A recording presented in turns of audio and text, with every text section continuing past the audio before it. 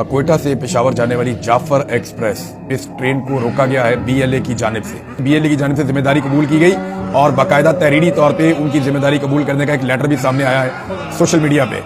9 बोगियां हैं इस ट्रेन में और 400 से ज्यादा मुसाफिर सवार हैं। इसी एरिया में बीएलए की कलदम तंजीम जो है वो पहले भी कार्रवाइयां करती रही है, रॉकेट के हमले भी किए जाते रहे हैं, ट्रेन की पटरी भी उखाड़ी जाती रही है, ट्रेनों के ऊपर अटैक किया जाता रहा है, फायरिंग के वाकयात भी हम सुनते रहे हैं, लेकिन ये वाकया ज्यादा खौफनाक है। हालांकि अपोजिशन लीडर ने अभी बताया कि 8 इजला बलूचिस्तान के ऐसे हैं जहां पे सिक्योरिटी इदारे जा ही नहीं सकते, जहां उनकी आमदरफ्त बंद हो गई है और बहुत सारे इलाकों के अंदर से कंट्रोल जा रहा है। फजल रहमान साहब ने यह कहा कि अभी अगर बलूचिस्तान अलहदगी का ऐलान कर दे, वहां की अलहदगी पसंद, तो अक़वाम मुत्तहिदा उनके साथ खड़ा हो जाएगा।